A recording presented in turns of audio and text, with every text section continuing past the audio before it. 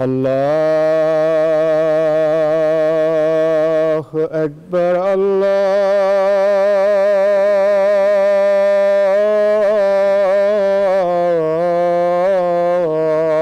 الله أكبر الله أكبر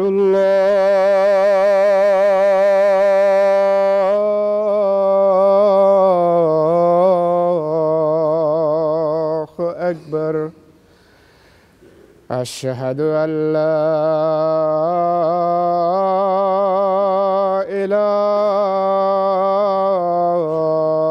إله إلا الله أشهد أن لا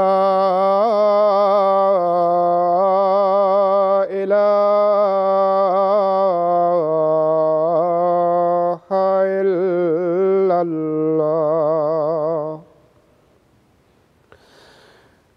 أشهد أن محمدًا رسول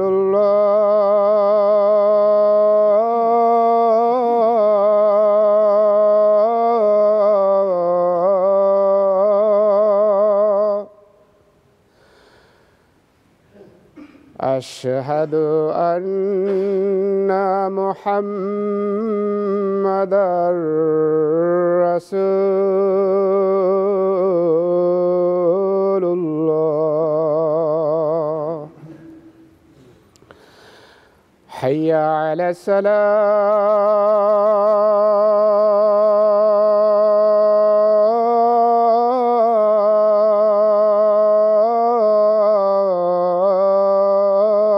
الصلاة حي على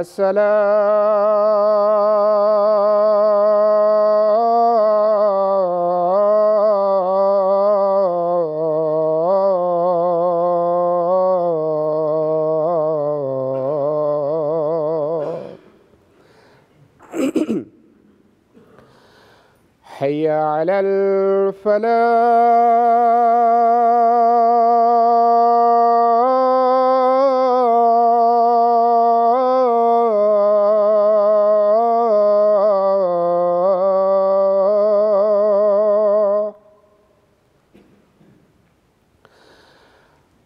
حي على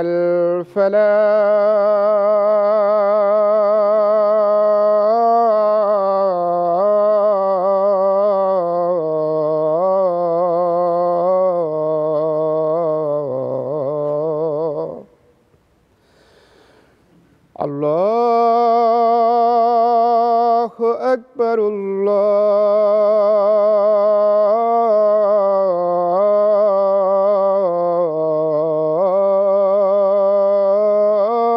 الله أكبر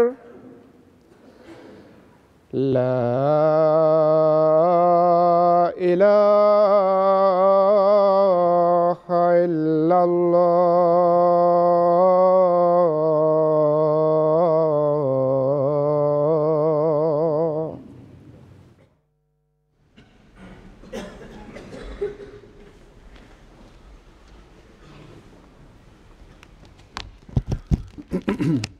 अस्सलाम वालेकुम रहमतुल्लाह।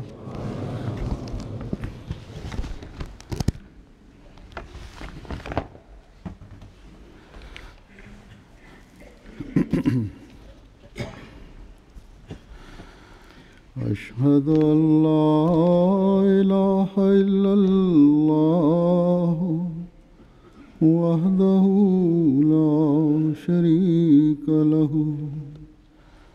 وأشهد أن محمدًا عبده ورسوله أما بعد فأعوذ بالله من الشيطان الرجيم بسم الله الرحمن الرحيم الحمد لله رب العالمين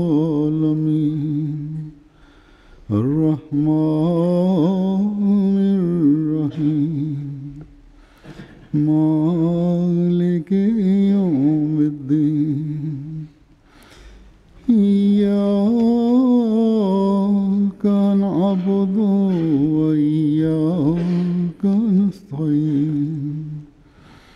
اهدنا الصراط المستقيم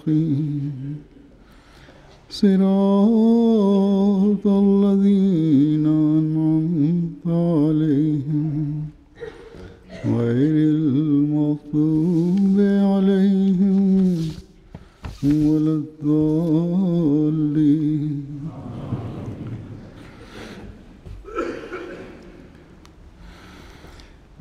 عموماً ہم جب اللہ تعالیٰ کے فضل اور انعام کو دیکھتے ہیں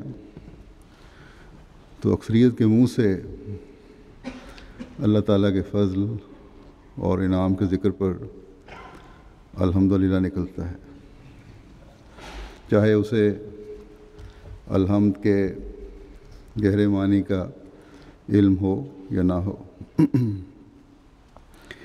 ایک ماحول میں اٹھان کی وجہ سے یہ احساس ضرور ہے کہ چاہے تکلف نہیں کہا جائے، الحمدللہ ضرور کہنا ہے۔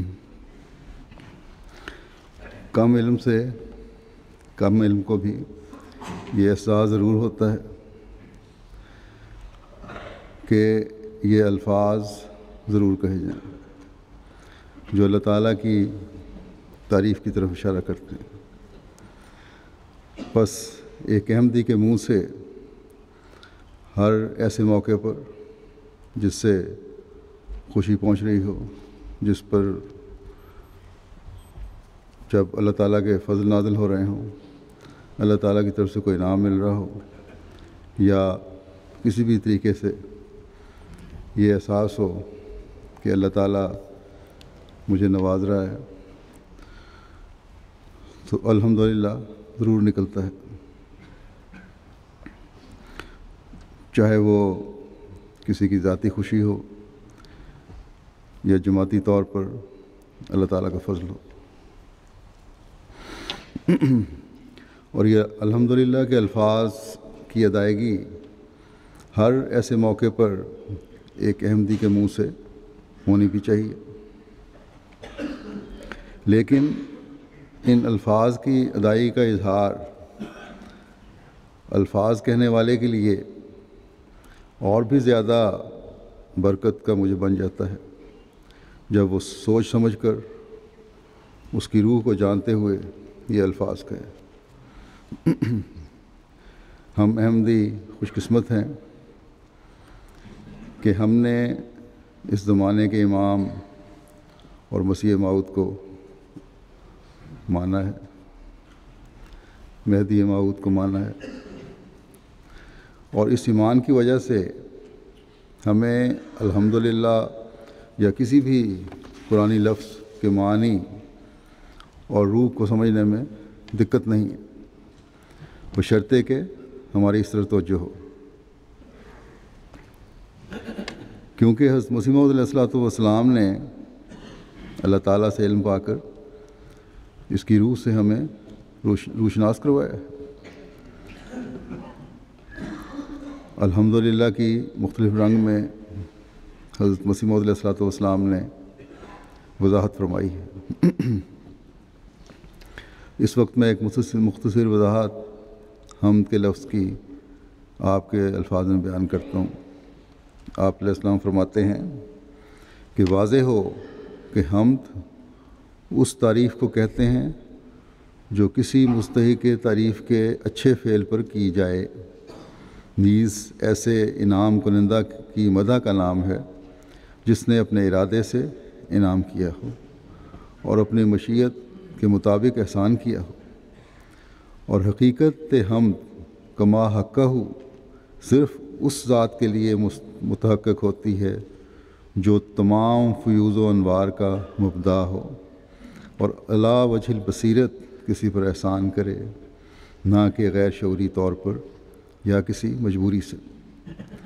اور حمد کے یہ معنی صرف خدائے خبیر و بصیر کی ذات میں ہی پائے جاتے ہیں، اور وہی محسن ہے، اور اول و آخر میں سب احسان اسی کی طرف سے ہیں، اور سب تعریف اسی کے لیے ہے، اس دنیا میں بھی اور اس دنیا میں بھی، اور ہر حمد جو اس کے غیروں کے متعلق کی جائے اس کا مرجع بھی وہی ہے۔ بس یہ وہ تفصیل ہے جس کا لفظ ہم جو ہے لفظ جس کا حامل ہے، اور جب ان باتوں کو سامنے رکھ کر الحمدللہ کہا جائے تو وہ حقیقی حمد بنتی ہے جو ایک مومن کو خدا تعالیٰ کی کرنی چاہیے۔ قرآن کریم میں یہ لفظ حمد بہت سی جگہوں پر اللہ تعالیٰ کی حمد کی طرف توجہ دلاتے ہوئے استعمال ہوا ہے۔ بہرحال اس وقت میں اس اقتباس کے حوالے سے بات کروں گا، اس کی تھوڑی سی وضاحت کروں گا۔ اس میں حضرت مسیح موعود علیہ السلام نے حمد کی وضاحت کے حوالے سے جن باتوں کی طرف توجہ دلائی ہے وہ یہ ہیں۔ ایک تو یہ بات کہ ایسی تعریف جو اس کسی مستحق تعریف کے اچھے فعل پر ہو، اور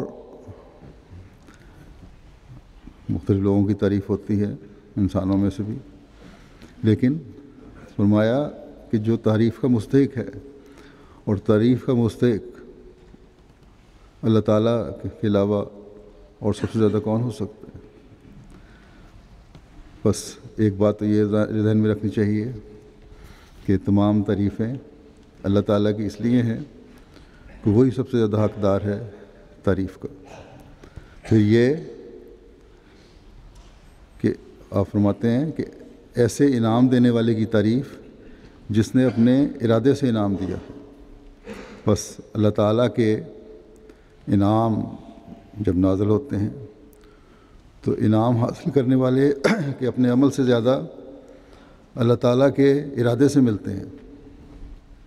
اللہ تعالیٰ بعض دفعہ رحمانیت کا جلوہ دکھاتے ہوئے بغیر کسی عمل کے بھی نواز دیتا ہے، یا اس عمل سے ہزاروں گنا زیادہ بڑھا کر نوازتا ہے جتنا کہ عمل کیا گیا ہو، یا پھر رحیمیت کے جلوے کے تحت اگر انعام دیتا ہے تو یہ بھی اللہ تعالیٰ کے ارادے سے ہے۔ اللہ تعالیٰ ہی بندے کو توفیق دیتا ہے کہ وہ کوئی کام کرے یا دعا کرے اور اس کے نتیجے میں نیک نتائج ظاہر ہوں، اور پھر اللہ تعالیٰ بندے کو نوازے۔ اور پھر تیسری چیز یہ فرمائی کہ اپنی مشیت کے مطابق احسان کیا ہو، اور اللہ تعالیٰ سے بڑھ کر کون ہے جو اپنی مشیت کے مطابق کوئی احسان کرتا ہے یا کوئی بھی کام کرتا ہے، اپنے بندوں پر احسان کرتا ہے۔ اللہ تعالیٰ چاہتا ہے کہ اپنے بندوں پر احسان کرے، اس لیے اس نے اپنی رحمت کو وسیع تر کیا ہوا ہے۔ اور جب اللہ تعالیٰ کے وعدے اس کی مشیت کے ساتھ شامل ہو جائیں تو پھر انعاموں اور فضلوں اور احسانوں کی ایسی بارش ہوتی ہے جس کا انسان احاطہ بھی نہیں کر سکتا۔ اور یہ صورتحال اس دور میں ہمیں حضرت مسیح موعود علیہ السلام کی جماعت کے ساتھ نظر آتی ہے، کیونکہ اللہ تعالیٰ کے وعدے اور فیصلہ آپ کے غلبے کا اعلان کرتا ہے۔ پھر فرمایا اگلی بات یہ آپ نے کہ حمد کی حقیقی حقدار وہ ذات ہوتی ہے جس سے تمام فیض اور نور کے چشمے پھوٹ رہے ہیں۔ بس جب الحمدللہ انسان کہے تو یہ سوچ کر کہے کہ صرف اللہ تعالیٰ کی ذات ہے جس سے انسان کو سب فیض پہنچ رہے ہیں، اور وہی ذات ہے جو زمین و آسمان کا نور بھی ہے۔ اللہ تعالیٰ یہی فرماتا ہے اللہ نور السماوات والارض۔ جب وہ نور ہے تو اسی کی طرف انسان رجوع کرے، اس کی طرف بڑھے، اس کے آگے جھکے، اور یوں پھر حقیقی حمد کرنے والا بن کر اندھیروں سے روشنیوں کی طرف پھر ایسا انسان بڑھتا چلا جاتا ہے۔ اور یہاں پھر اللہ تعالیٰ کے احسان کا ایک اور مضمون شروع ہو جاتا ہے، جیسا کہ فرماتا ہے اللہ ولی الذین آمنوا یخرجہم من الظلمات الی النور، کہ اللہ تعالیٰ ان لوگوں کو دوست ہو جاتا ہے جو ایمان لاتے ہیں اور انہیں اندھیروں سے نکال کر روشنی کی طرف لاتا ہے۔ اور جس بندے کا اللہ تعالیٰ دوست اور ولی ہو جائے پھر اسے الحمدللہ کا بھی ایک نیا ادراک حاصل ہوتا ہے، اور پھر اللہ تعالیٰ کے احسانوں کا بھی ایک نیا سلسلہ شروع ہو جاتا ہے۔ گویا حقیقی حمد کرنے والا اللہ تعالیٰ کے فضلوں کا وارث بنتا ہے، اور اس وارث بننے کا ایک لامتناہی سلسلہ پھر شروع ہو جاتا ہے، ایک کے بعد دوسرا فضل ہوتا چلا جاتا ہے۔ پھر آپ نے یہ بھی فرمایا کہ یہ بھی یاد رکھنے والی بات ہے کہ اللہ تعالیٰ نہ کسی پر غیر شعوری طور پر احسان کرتا ہے، نہ کسی مجبوری کے تحت، بلکہ علی وجہ البصیرت یہ احسان ہے، جانتا ہے کہ میں یہ احسان کر رہا ہوں، اور اس احسان کا بدلہ بھی نہیں لینا، لیکن بندے کو یہ بھی بتا دیا کہ اگر تم شکر گزار بنو گے، حقیقی حمد کرتے رہو گے، بندگی کا حق ادا کرو گے تو لازیدنکم، اور بھی زیادہ تمہیں ملے گا۔ میری یہ انعامات اور احسانات بڑھتے چلے جائیں گے، اور نہ صرف یہ انعامات اور احسانات اس دنیا میں تم پر ہوتے رہیں گے، بلکہ اس دنیا میں بھی یہ انعامات اور احسانات تم پر ہوں گے، اور حقیقی حمد کے نہ ختم ہونے والے پھل تم کھاتے چلے جاؤ گے۔ پھر یہی فرمایا کہ اس بات کو بھی یاد رکھو کہ اس دنیا میں جو تعریف اللہ تعالیٰ کے غیر کی یا اس کی مخلوق کی تم کرتے ہو، وہ بھی خدا تعالیٰ کی ہی طرف لے جاتی ہے اور لے جانے والی ہونی چاہیے۔ اور ایک حقیقی مومن کو اللہ تعالیٰ کی اس بات کا ادراک اور فہم ہونا چاہیے کہ اس تمام تعریف کا مرجع وہ ہے،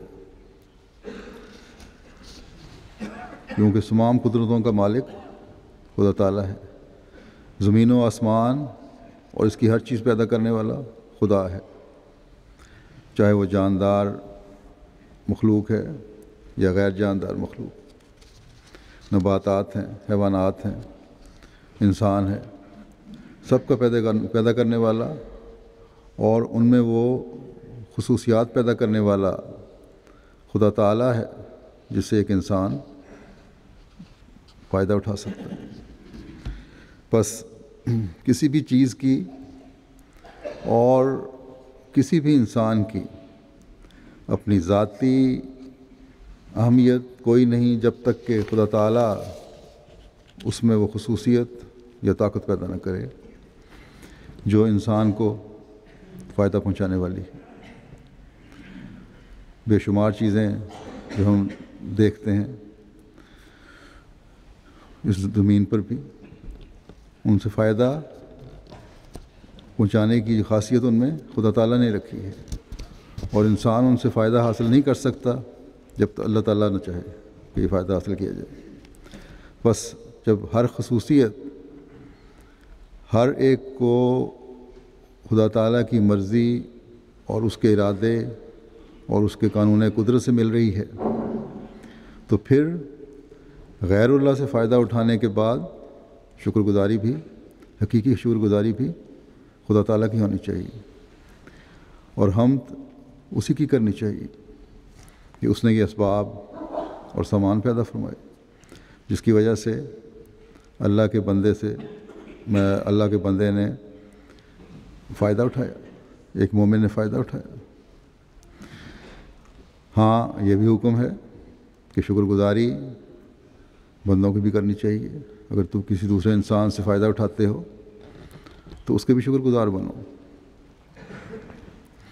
اگر بندوں کی شکر گزاری اس نیت سے کی جائے کہ خدا تعالیٰ نے اسے میرے فائدے کے لیے بھیجا ہے، مجھے فائدہ پہنچانے کا ایک ذریعہ بنایا ہے، میری بہتری کا ذریعہ بنایا ہے، تو یہ بھی خدا تعالیٰ کی شکر گزاری ہے.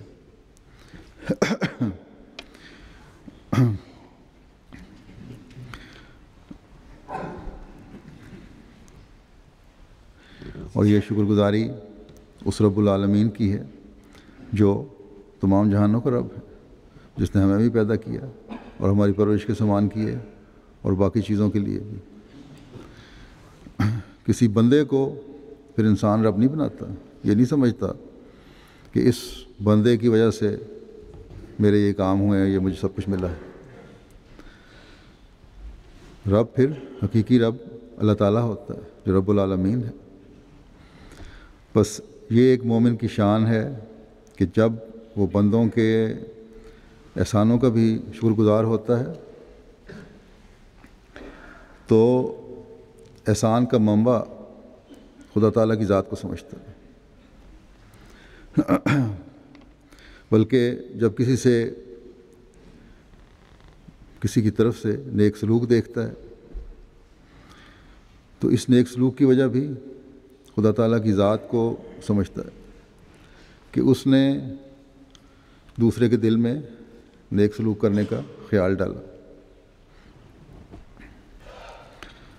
بس ایک حقیقی مومن کی سوچ ہر فائدے پر، چاہے وہ کسی بھی ذریعے سے پہنچ رہا ہو، خدا تعالیٰ کی ذات کی طرف لے جاتی ہے. اور جب یہ صورت ہو تو وہی حقیقی حمد ہے جس کی طرف حضرت مسیح موعود علیہ الصلوۃ والسلام نے ہمیں توجہ دلوائی ہے اور توجہ قائم کرنے کا فرمایا ہے. اللہ تعالیٰ کے فضل سے افراد جماعت کی اکثریت تو اس سوچ سے اللہ تعالیٰ کی حمد کرتی ہے اور کرنی چاہیے کہ ایمان بھی اس حقیقی حمد کے ساتھ ہی ترقی کرتا ہے. لیکن من حیث الجماعت بھی ہمیں یہی سوچ رکھنی چاہیے کہ ہر موقع پر اللہ تعالیٰ جو جماعت کو مختلف نہج پر آگے بڑھتا ہوا دکھاتا ہے، اس کے لیے ہم اللہ تعالیٰ کی حمد کرنے والے بنیں اور ہمیشہ الحمدللہ کی حقیقی روح کو جاننے والے ہوں. اور جب اس طریق پر ہر طرف حمد ہو رہی ہوگی تو یقیناً اللہ تعالیٰ کے فضلوں کی بارش بھی پہلے سے کئی گنا بڑھ کر برسے گی. یہ حقیقی حمد انسان کے اندر ایک روحانی انقلاب بھی پیدا کرتی ہے، باریک تر شرک سے بھی بچاتی ہے، ایک انسان کو حقیقی عابد بناتی ہے اور پھر ان حکموں کی تلاش کر کے ان پر عمل کرنے کی طرف توجہ دلاتی ہے جن کا اللہ تعالیٰ نے کرنے کا حکم دیا ہے. انسانی قدروں کو اپنانے اور اعلیٰ اخلاق دکھانے کی طرف توجہ دلاتی ہے. بس یہ حمد ہے جس کے کرنے کی ہمیں تلاش رہنی چاہیے. گزشتہ جمعے کے خطبے میں نے جو کینیڈا میں دیا تھا، امریکہ اور کینیڈا کے نوجوانوں کا ذکر کیا تھا کہ اللہ تعالیٰ نے انہیں توفیق دی ہے کہ وہ کافی جماعتی کاموں میں ایکٹیو ہوئے ہیں اور خاص طور پر تعلقات بڑھانے میں غیروں سے کافی آگے بڑھیں اور پھر تعلقات کے بہتر نتائج بھی نکلیں. اور بہت سے پڑھے لکھے لوگوں سے ان کے رابطے ہوئے ہیں، ان ملکوں کی بڑی شخصیات سے ان کے رابطے ہوئے ہیں اور ان رابطوں کی وجہ سے جب میں وہاں گیا تو مختلف لوگوں سے مجھے ملایا بھی گیا، ان سے ملنے کا موقع بھی دیا۔ اکثر ہمارے مشن ہاؤس میں آ کے وہیں ملتے رہے، بڑے بڑے لوگ جو عموماً جن کے بارے میں خیال ہوتا ہے کہ نہیں آئیں گے۔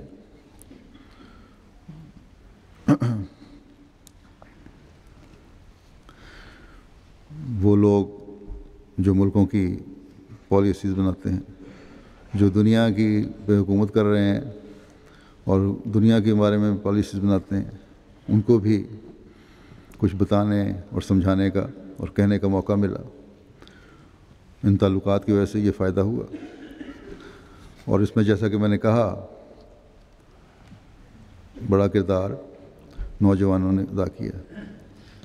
لیکن ان نوجوانوں کو، جو خواہ امریکہ کے ہوں یا کینیڈا کے ہوں یا دنیا میں کسی بھی ملک کے ہوں، میں یہ توجہ دلانے بھی چاہتا ہوں کہ کسی دنیاوی تعلق کو اپنی بڑی کامیابی نہ سمجھیں۔ ہاں، ایک موقع اللہ تعالیٰ نے آپ کو دیا، ان دنیاوی لوگوں تک آپ کی پہنچ ہو اور ان تک حقیقی اور انصاف پر مبنی اسلام کی تعلیم پہنچے۔ یا اگر آپ لوگوں نے ان لوگوں سے مجھے ملوایا یا کوئی فنکشن ارینج کیا تو مجھے خدا تعالیٰ نے توفیق دی کہ انہیں اسلام کی خوبصورت تعلیم بتاؤں اور حکمت سے ان ملکوں کے بڑوں کو جو دنیا کے بارے میں فیصلہ کرتے ہیں بتاؤں کہ دنیا کی رہنمائی کس طرح ہو سکتی ہے۔ بس پہلی بات تو میں ہر جگہ کے نوجوانوں کو یہ کہنا چاہتا ہوں، کیونکہ ابھی میں امریکہ اور کینیڈا سے کا دورہ کر کے آیا ہوں، اس لیے وہاں کے نوجوانوں کو خاص طور پر کہ اپنے تعلقات کو، اپنی کامیابیوں کو اپنی کسی خوبی پر محمول نہ کریں، بلکہ خدا تعالیٰ کا فضل سمجھتے ہوئے اللہ تعالیٰ کی تعریف کریں کہ اس نے آپ کو یہ موقع دیا کہ تعلقات بنائیں، اور ان تعلقات سے ہمارا مقصد اپنا ذاتی مفاد اٹھانا نہیں ہے، نہ کبھی ہونا چاہیے۔ مقصد یہ ہے کہ دنیا کی رہنمائی ہو، دنیا کو حت الوسع کوشش کر کے سیدھے راستے پر چلنے کے طریقے بتائے جائیں۔ اگر وہ مان لے تو ٹھیک، نہیں تو پھر کم از کم ہمارا فرض پورا ہو جاتا ہے۔ دنیا کو فسادوں اور تباہی سے بچایا جائے، کیونکہ جس نہج پر دنیا چل رہی ہے اگر یہ جاری رہا تو یقیناً بہت بڑی تباہی آگے نظر آ رہی ہے۔ دنیا کو خدا تعالیٰ کی طرف لایا جائے۔ اگر کسی کے دل میں یہ خیال ہے کہ شاید ان تعلقات سے ہمارا کوئی مفاد وابستہ ہے یا ہماری کوئی اپنی قابلیت اور ہے جس کی وجہ سے یہ تعلقات بنے، یا جماعت احمدیہ کی ترقی اس سے وابستہ ہے، تو بالکل غلط ہے۔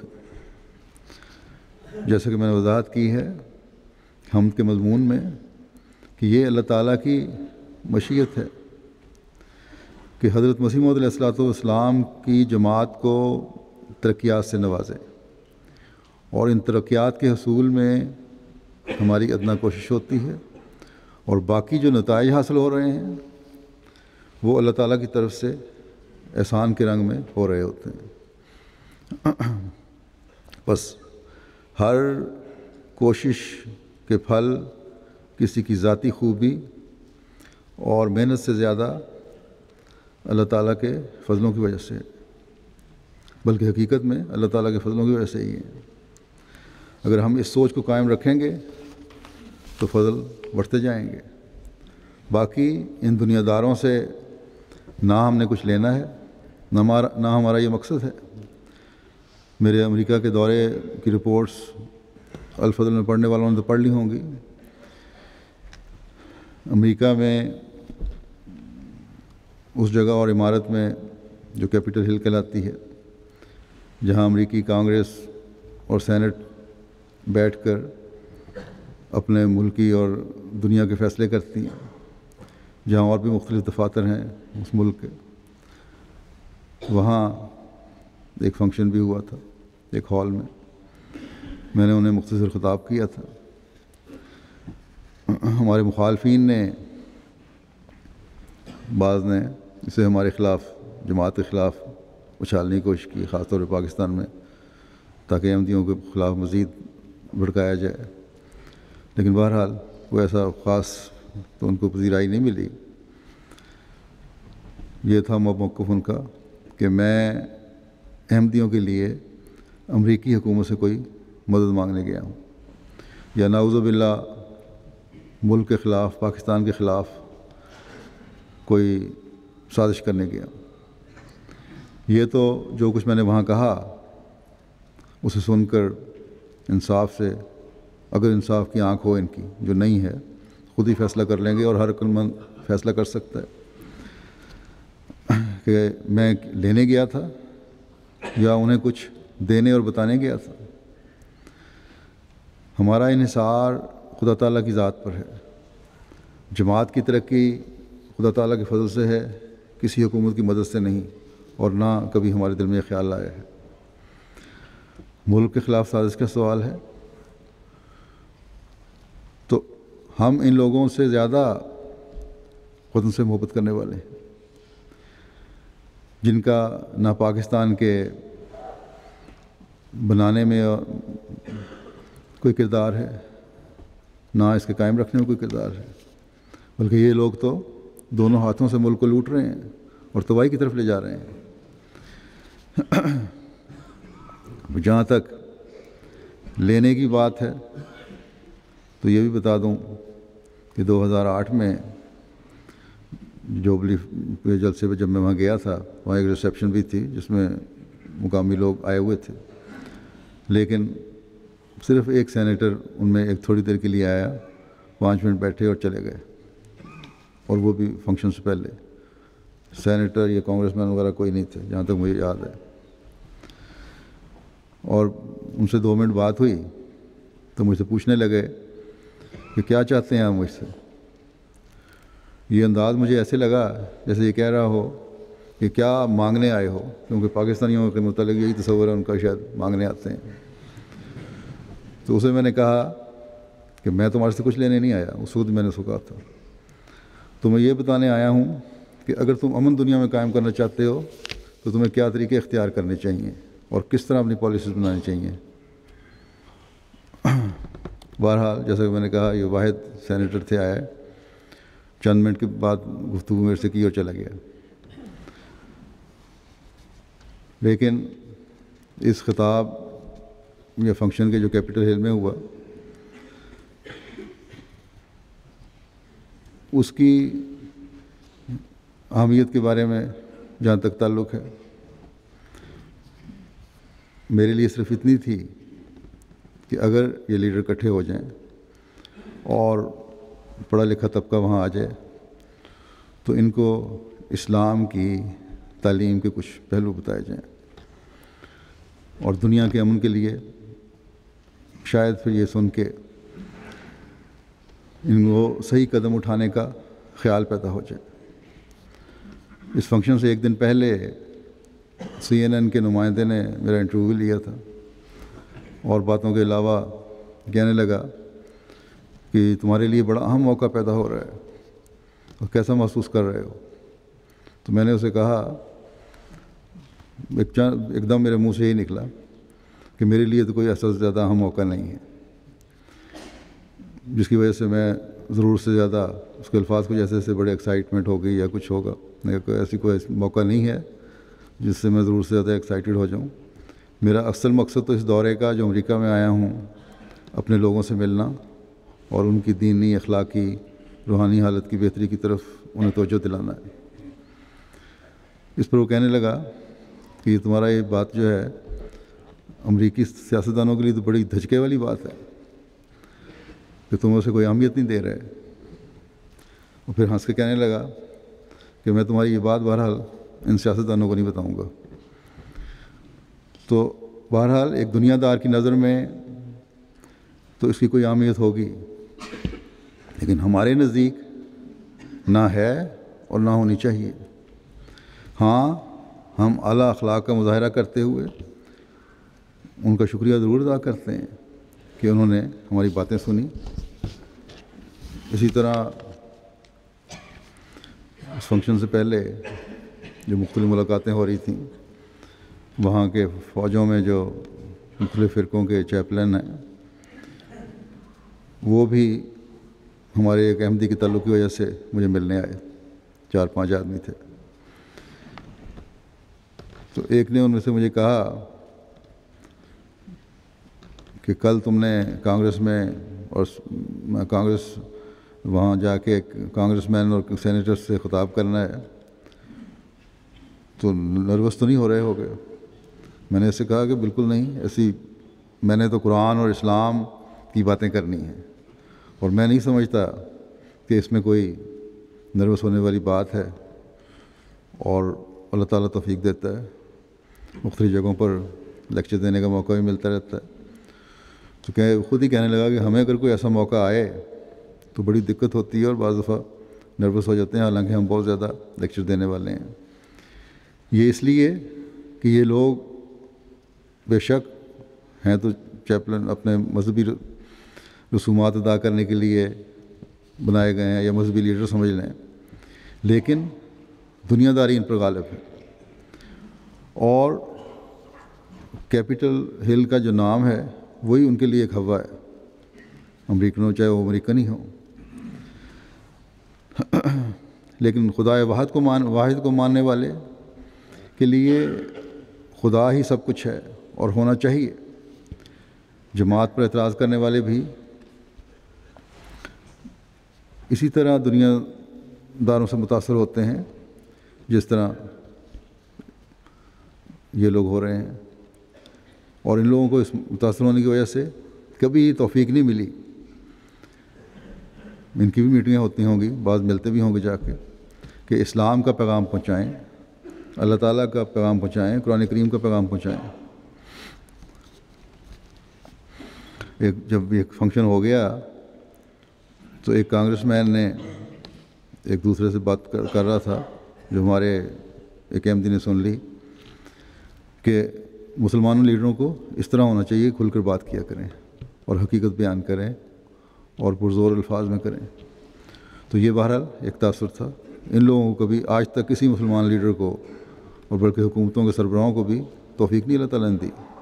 اس لیے نہیں دی کہ انہوں نے ان کو دین سے زیادہ دنیا کی طرف رغبت ہے۔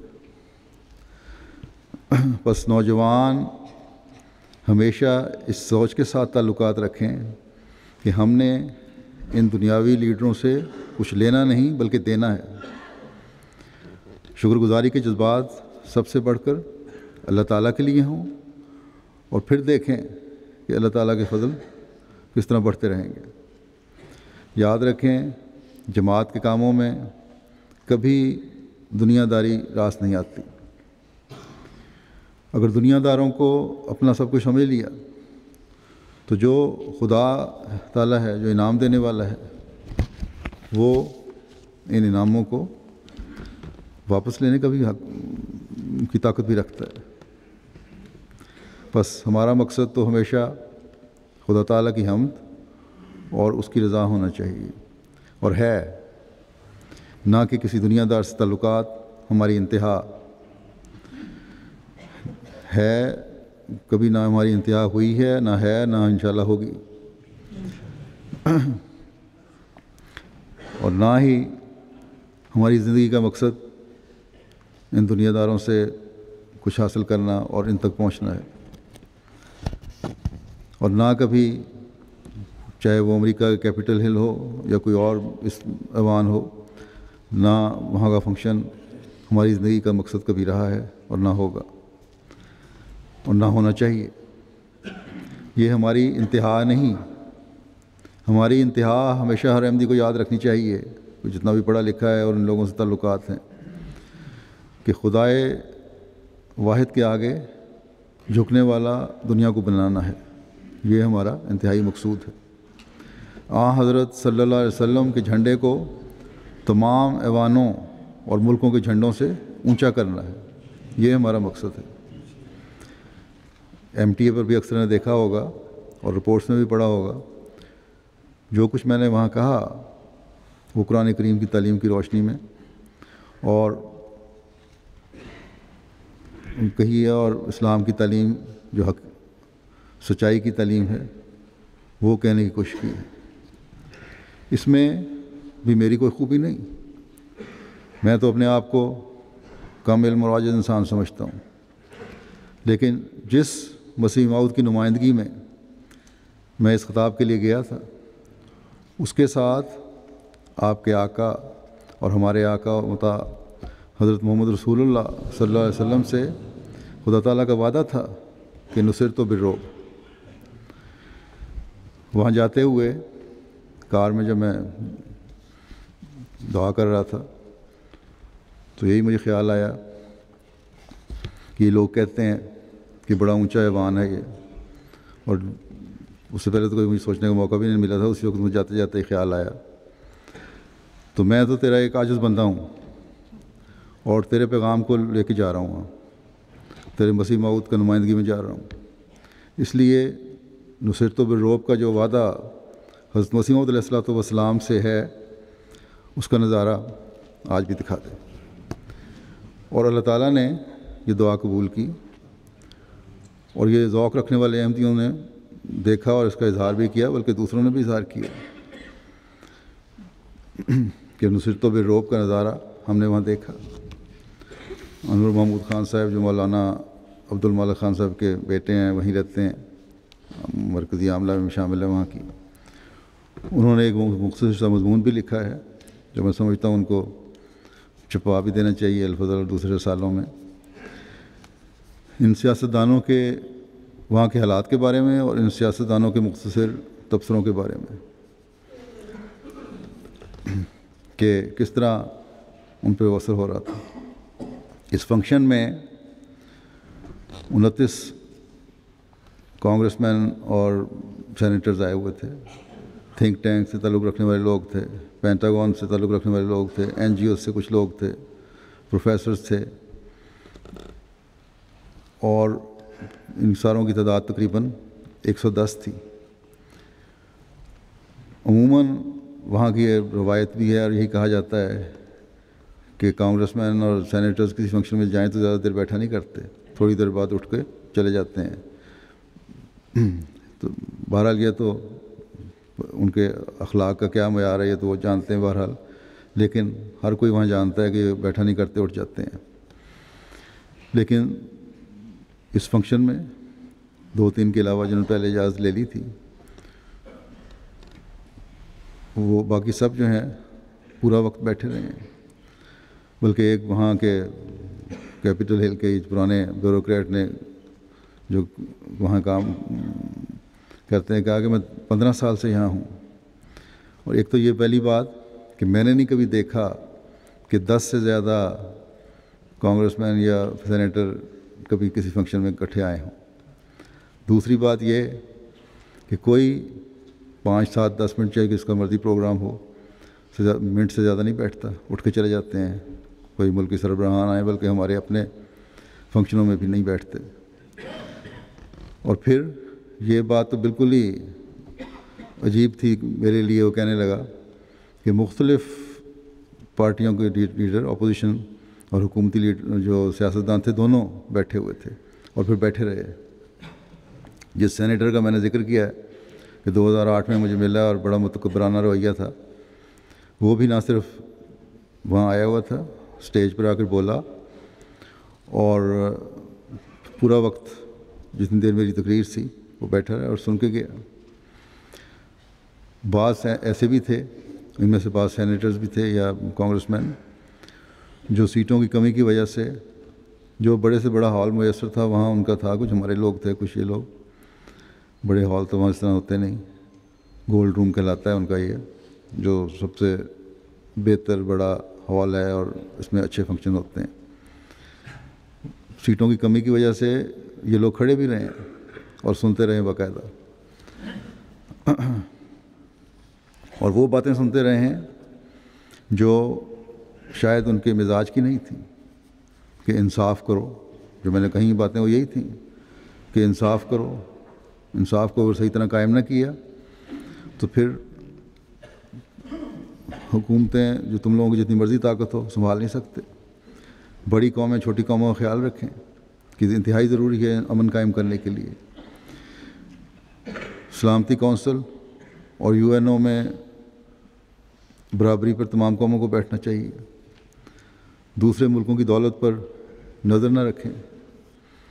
تو یہ باتیں میں نے ان کو کہی تھیں، اور یہ ایسی نہیں کہ جو کہا جائے کہ ان کے مزاج کے بڑے مطابق تھیں. اور یہ سب کچھ قرآن کریم کی تعلیم سے میں نے ان کو بتایا.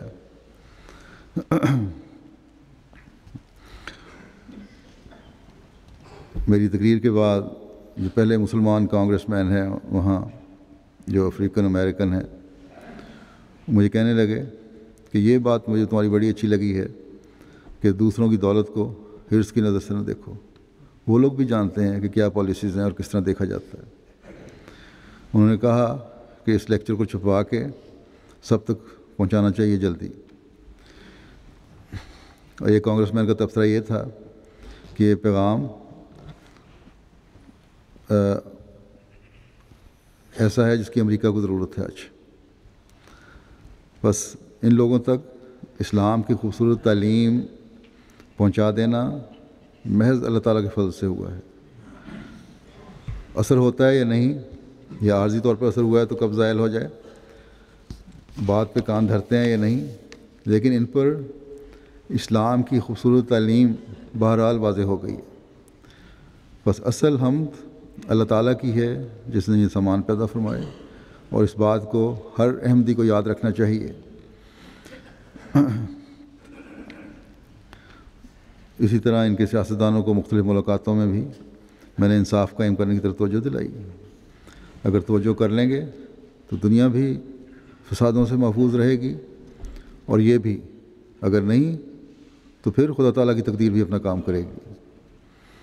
کینیڈا میں بھی اللہ تعالیٰ کے فضل سے نوجوان ہمارے سیکرٹری خارجہ ہیں، ان کے اور ان کے ٹیم کے اچھے تعلقات ہیں. نئے لوگوں سے بھی اور پرانے تعلقات کو بھی انہوں نے قائم کیا ہے.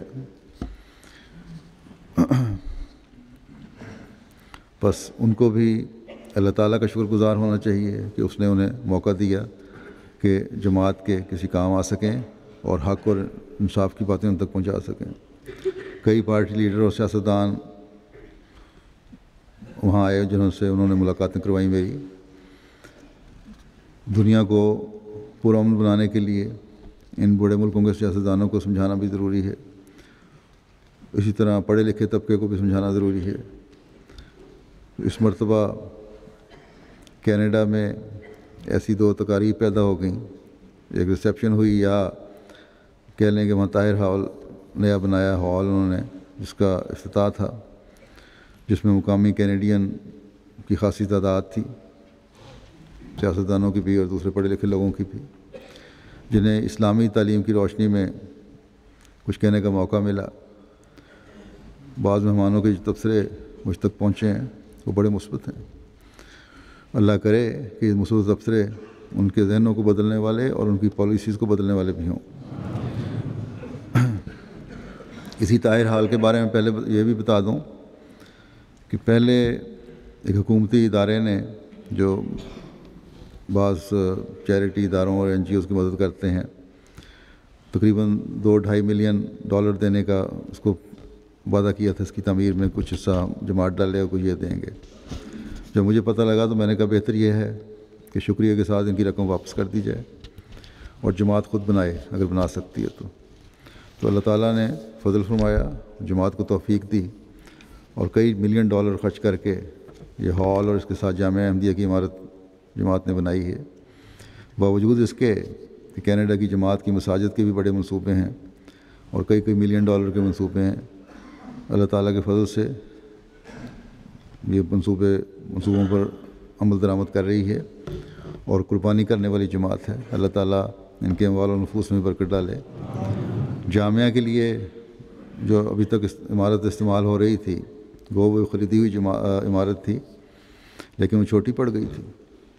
اب اچھے کلاس رومز، دفاتر وغیرہ اس کے ساتھ بن گئے ہیں، اور پیس ولیج میں ہی جامعہ ہے جہاں کنٹرول وغیرہ بھی نسبتاً آسان ہے۔ اس سال انشاءاللہ وہاں جامعہ شروع ہو جائے گا۔ بس ان ترقیات کو دیکھ کر بھی اللہ تعالیٰ کی ہم سے دل بھر جاتا ہے۔ اللہ تعالیٰ جماعت کے ہر فرد کو حقیقی شکر گزار اور حمد کرنے والا بنائے۔ جماعت کے تعلقات کی وجہ سے وزیر اعلیٰ اونٹاریو نے بڑا زور دے کر ایک ریسیپشن کا انتظام کیا تھا۔ اللہ تعالیٰ کے فضل سے جماعت کے وہاں ہر لیول پہ اچھے تعلقات ہیں۔ جب میرے کینیڈا آنے کا پتہ چلا تو انہوں نے کہا کہ وہ میرے ریسیپشن کرنا چاہتے ہیں ایک، اور میرے اس وجہ سے انکار پر کہ وقت تھوڑا ہے، اور شہر میں جہاں وزیر اعلیٰ کا دفتر ہے، سیکریٹریٹ ہے، یا جہاں بھی انتظام کرنا تھا انہوں نے اپنے گیسٹ ہاؤسز وغیرہ میں یا وزیر اعلیٰ اس میں، تو وہاں آنا جانا بہت مشکل ہو جائے گا، وقت ضائع ہوگا۔ تو انہوں نے کہا کہ اگر یہ بات ہے تو میں آپ لوگوں کی رہائش کے قریب ایک بڑے ہوٹل میں ریسیپشن کر دوں گا، لیکن آنا ضرور ہے آپ نے۔ تو بہرحال پھر اس وجہ سے انکار کی گنجائش بھی نہیں تھی۔ چنانچہ انہوں نے دعوت کی اور بڑے اچھے الفاظ میں جماعت کا ذکر کیا، جماعت کے تعلقات کا ذکر کیا، جماعت کے کاموں کا ذکر کیا۔ انہیں بھی وہاں 10-15-20 منٹ اسلام کی خصوصی تعلیم بتانے کی توفیق ملی، وہاں جو بھی لوگ آئے ہوئے تھے ان کے۔ بس تعلقات کے لحاظ سے کینیڈا جماعت کے بعض عہدیداروں کے بھی اچھے تعلقات ہیں اور عام لوگوں کے بھی، اور یہ تعلقات جو پہلے قائم ہوئے تھے نہ صرف قائم ہیں بلکہ بڑھتے جا رہے ہیں۔ بس جیسا کہ میں نے کہا، ہمیشہ یہ یاد رکھیں کہ یہ اللہ تعالیٰ کے فضل کی وجہ سے ہے، نہ کہ کسی نوجوان کی یا کسی بھی شخص کی ذاتی وجہ سے۔ اللہ تعالیٰ کے فضل سے کینیڈا جماعت عمومی طور پر اخلاص و وفا میں بڑی ہوئی ہے۔ میں نے گزشتہ خطبے میں ان کے نظام میں بعض خرابیوں کی وجہ سے انتظامات میں کچھ ناراضگی کا اظہار وہاں کیا تھا۔ تو افراد جماعت سے جب ملاقاتیں ہو رہی تھیں تو انہوں نے بڑی رو کر وہاں معافی مانگی، اور خطوط کے ذریعے سے بھی۔ حالانکہ میری ناراضگی کا اظہار اگر کچھ تھوڑا سا تھا تو وہ متعلقہ شعبہ جات کے بارے میں تھا، ان کے عہدیداران سے تھا، نہ کہ افراد جماعت سے۔ افراد جماعت کی محبت اور اخلاص ہی تھا جو میں نے یہ ان کو کہا تھا کہ اگر ان کا خیال نہ ہوتا تو جلسہ امریکہ میں منتقل کر دیا جاتا۔ بس مجھے افراد جماعت سے عموماً تو کوئی شکوہ نہیں ہوا۔ ہاں، جلسے کے دوران بعض جو ہوتی ہیں غلطیاں عہدیداران کی طرف سے بھی ہوئیں، یا اگر افراد میں سے ہوئیں تو جس طرح کہ عموماً خواتین کا ہر جگہ شکوہ رہتا ہے ان کے ایک حصے سے کہ وہاں شور کافی پڑتا رہا ہے اور ان تو جلسہ نہیں سنا۔ لیکن ان تمام باتوں کی اصلاح عہدیداروں اور ڈیوٹی دینے والوں اور ڈیوٹی دینے والیوں کی صحیح رنگ میں ڈیوٹی کی طرف توجہ سے ہو سکتی ہے۔ بس اگر معافی مانگنی چاہیے تھی تو عہدیداروں اور بعض ڈیوٹی دینے والوں کو، جس کا انہیں تو خیال نہیں آیا، لیکن عام احمدی مرد اور عورتیں اس بات پر بے چین ہو رہے تھے کہ میں نے ناراضگی کا اظہار کیا ہے۔ اللہ تعالیٰ کے فضل سے کینیڈا جماعت کے اخلاص و وفا کو دیکھ کر اللہ تعالیٰ کی حمد سے دل بھر جاتا ہے۔ ایک تو وہاں پیس ولیج میں پہلی آبادی تو تھی، ارد گرد اور بھی جگہ بن گئی ہے، ایک اور پیس ولیج کا حصہ آباد ہو گیا ہے۔ اسی طرح سڑک کی طرف پار دوسری طرف بھی آبادی ہو گئی ہے۔ تقریباً میرا اندازہ ہے کہ 1000 کے قریب گھر ایسے احمدیوں کے ہو گئے ہیں، اس لیے وہاں ایک تو رونق بڑی رہتی ہے، اور ہر وقت وہاں یہی تھا کہ جیسے احمدی ماحول ہی ہے۔ اللہ تعالیٰ کے فضل سے کینیڈا کے جماعت کے اخلاص و وفا کو دیکھ کر میں نے جیسا کہا کہ اللہ تعالیٰ کی حمد سے دل بھر جاتا ہے کہ کیسے کیسے لوگ اللہ تعالیٰ نے حضرت مسیح موعود علیہ الصلوۃ والسلام کی جماعت کو عطا فرمائے ہیں۔ یہ کیسی پیاری جماعت ہے جس نے خلافت سے محبت کی بھی انتہا کی ہوئی ہے۔ روزانہ پیس ولیج میں رونق لیتی تھی، جیسا کہ میں نے کہا، اور بلکہ دن تھوڑے تھے اور رمضان تھا، میرا دل چاہتا تھا کچھ دن اور وہاں رہوں ان کے اخلاص و وفا کو دیکھ کے۔ اللہ تعالیٰ کے فضلوں میں سے یہ بھی فضل ہے کہ جلسے کی جگہ بعض انتظامات کے لحاظ سے تنگ پڑ رہی ہے، پارکنگ وغیرہ کی بھی بہت تنگی ہو رہی تھی، اس لیے کینیڈا جماعت کو اپنے جلسے کی وسعت کے بارے میں بھی، جگہ کے بارے میں بھی سوچنا چاہیے۔ اس بات کی فکر نہیں ہونی چاہیے کہ کس طرح انتظام ہوگا۔ اللہ تعالیٰ جب ضرورت بڑھا رہا ہے تو انتظامات بھی فرما دے گا انشاءاللہ، بشرطے کہ حقیقی شکر گزار بندے بنے اور حمد کرنے والے بنے۔ ایک اور بات میں یہ کہنا چاہتا ہوں کینیڈا والوں کو، کینیڈا میں بھی اور امریکہ میں بھی، اور یہاں بھی اب آج کل آ رہے ہیں، کہ پاکستان کے ریفیوجی یا اسائلم سیکرز بہت سے نئے آئے ہیں، انہیں بھی یاد رکھنا چاہیے کہ اللہ تعالیٰ نے انہیں فضل فرما دیا ہے۔ اس کے فضلوں کو مزید جذب کرنے کے لیے اپنے آپ کو دنیا میں گم کرنے کے بجائے اللہ تعالیٰ سے جوڑیں، اس کے احکامات کو سامنے رکھیں، اس کی رضا کو سامنے رکھیں۔ نوجوان خاص طور پر یاد رکھیں کہ اللہ تعالیٰ کے فضلوں کا جس قدر شکر گزار ہوتے ہوئے آپ اس کی حمد کریں گے، اللہ تعالیٰ کے فضل بڑھتے چلے جائیں گے۔ پاکستان سے جن تکالیف کی وجہ سے آئے ہیں انہیں ہمیشہ یاد رکھیں، تو خدا تعالیٰ بھی یاد رہے گا ہمیشہ۔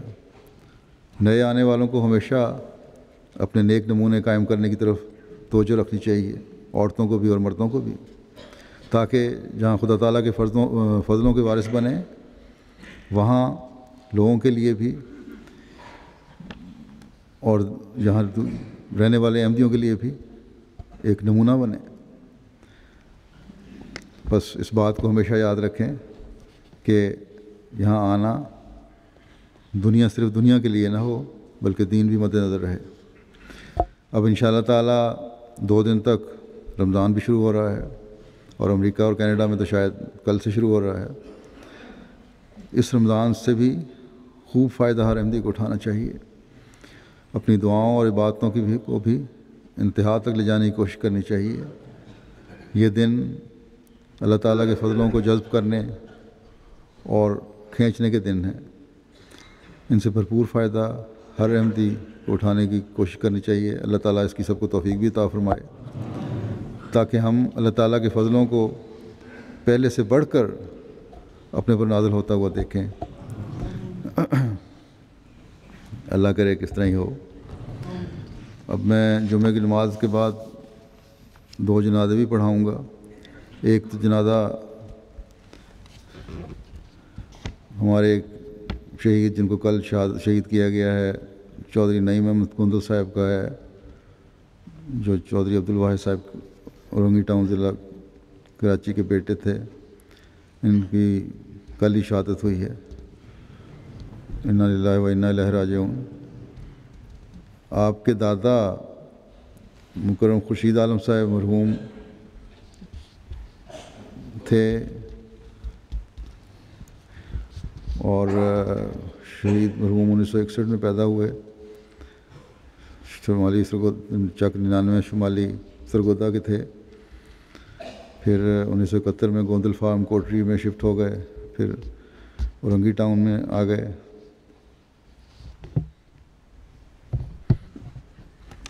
1914 میں ان کی دادی نے حضرت خلیفۃ المسیح ثانی کے ہاتھ پر بیعت کی تھی، اور دادا نے پھر بعد میں بیعت کی۔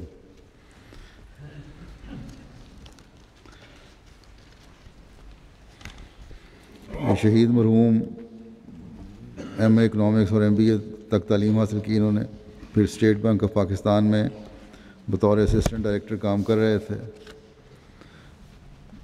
شہادت کا واقعہ ان کا اس طرح ہے کہ یہ صبح 19 جولائی کی صبح کو 8:15 بجے حسب معمول دفتر اسٹیٹ بینک جانے کے لیے گھر سے نکلے۔ عموماً گھر کے سامنے ایک تنگ گلی سے گزر کر بڑی سڑک پر جاتے تھے۔ جہاں سے آپ کو بینک کی گاڑی آ کر دفتر لے جایا کرتی تھی۔ موصوف جب گلی میں داخل ہوئے ہیں تو سامنے سے 2 نوجوانوں نے آ کر کن پٹی پر فائر کیا ہے۔ گولی دائیں جانب سے لگی اور بائیں سے نکل گئی، جس سے نعیم احمد گوندل صاحب موقع پر شہید ہو گئے۔ انا للہ و انا الیہ راجعون۔ 11 سال سے مرحوم شہید صدر حلقہ اورنگی ٹاؤن کی خدمت پر مامور تھے۔ اس سے قبل 4 سال بطور قائد مجلس اورنگی ٹاؤن اور اس سے قبل زعیم حلقہ، سیکٹری وقف نو، مربی اطفال اور مختلف حیثیتوں سے انہوں نے خدمات سر انجام دیں۔ جماعت کی نہایت خوش اخلاق، ملنسار، حلیم متبع تھے۔ اہل علاقہ بھی ان کے بارے میں یہی رائے رکھتے تھے۔ کچھ عرصے سے اورنگی ٹاؤن کے حالات خراب تھے اور مخالفانہ وال چاکنگ وغیرہ کا سلسلہ جاری تھا، لیکن ہمیشہ آپ بڑی بہادری سے اور ان سب چیزوں کا مقابلہ کیا کرتے تھے۔ دلیر اور بہادر شخص تھے، موسی بھی تھے اللہ تعالیٰ کے فضل سے۔ کچھ غیر احمدی بھی تعزیت کے لیے آئے، انہوں نے بھی آپ کے اوصاف کا تذکرہ کیا۔ یہاں بھی جلسے پہ کئی سالوں سے آ رہے تھے اور جن کے گھر ٹھہرتے تھے ان کی بچیوں نے کہا کہ ہم نے دیکھا کہ جلسے کے مہمان کی بجائے خود ہمارے گھر بہت سارے مہمان ہوتے تھے تو ان کے میزبان بن جایا کرتے تھے، بلکہ عاجزی یہاں تک تھی کہ جب اپنے بوٹ پالش کرنے لگے ہیں تو مہمانوں کے بوٹ پالش ساتھ کر دیا کرتے تھے۔ ایک جلسے پر آئے ہیں جب بارشیں زیادہ تھیں تو جب لانگ بوٹ جو پہنے ہوئے تھے انہوں نے، گھر والوں نے کہتے ہیں ہم نے آ کے اتار دیا کیچڑ سے لدے ہوئے بوٹ۔ صبح اٹھ کے دیکھا تو بڑے صاف ستھرے بوٹ سب سلیقے سے لگے ایک لائن میں پڑے تھے ساروں کے۔ رات کو انہوں نے سارے جلسے کے مہمانوں کے جو بھی ان کے گھر ٹھہرے ہوئے تھے وہ بوٹ مٹی اتار کے صاف کر کے پالش کر کے دھو دھا کے جو دھونے والے تھے رکھے ہوئے تھے۔ انتہائی عاجز طبیعت تھی اور اولاد تو ان کی کوئی نہیں تھی، لیکن اہلیہ بھی کہتی ہیں کہ مجھے اس طرح انہوں نے مجھے خیال رکھا کہ مجھے خیال آتا ہے کہ شاید میرے ماں باپ نے مجھے زندگی میں اتنا آرام نہیں دیا اور پیار نہیں دیا جتنا اس شخص نے دیا۔ اللہ تعالیٰ مرحوم کے درجات بلند فرماتا چلا جائے اور یہ سختی کے دن بھی اللہ تعالیٰ جلد سے جلد پاکستان میں ختم کرے۔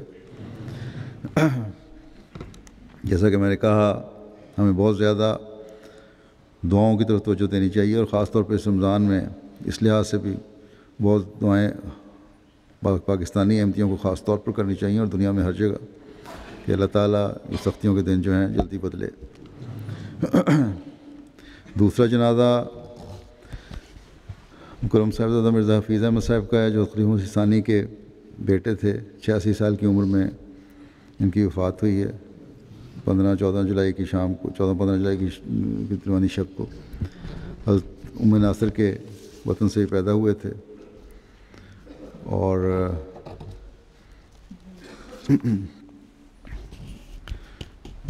بڑے نرمی سے بات کرنے والے، غریبوں سے حسن سلوک کرنے والے تھے۔ انہوں نے مولوی فاضل کا امتحان پاس کیا، اس کے بعد خلیفہ مسیح ثانی نے سنڈیکیٹ جو اپنا ادارہ تھا زمینوں کا سندھ کا، وہاں ان کو بھیج دیا تھا، تو وہی کام کرتے رہے۔ اس کے بعد پھر جب یہ بند ہو گیا تو پھر یہ اپنا کاروباری کرتے رہے۔ خلافت سے بھی تعلق ان کا بڑا تھا، مجھے باقاعدگی سے خط پہ لکھا کرتے تھے اور بڑے اخلاص و وفا کا تعلق ہمیشہ انہوں نے ظاہر کیا۔ میرے ماموں تھے، اللہ تعالیٰ ان کے درجات بلند فرمائے، ان سے مغفرت کا سلوک فرمائے۔ اب یہ نمازوں جیسا کہ میں نے کہا ہے کہ نمازوں کے بعد ان کا نماز کے بعد نماز جنازہ ادا ہوگا۔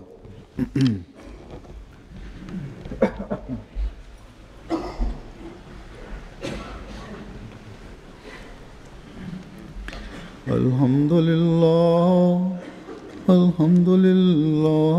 نحمده ونستعینه ونستغفره ونؤمن به ونتوکل علیہ ونعوذ باللہ من شرور انفسنا ومن سیئات اعمالنا من يهده الله فلا مضل له ومن يضلل فلا هادي له ونشهد أن لا إله إلا الله ونشهد أن محمدا عبده ورسوله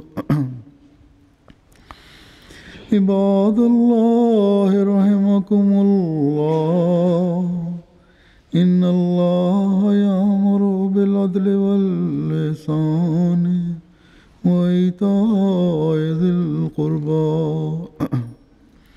وينهى عن الفحشاء والمنكر والبغي يعظكم لعلكم تذكرون اذكروا الله يذكركم وادعوه يستجب لكم ولذكر الله أكبر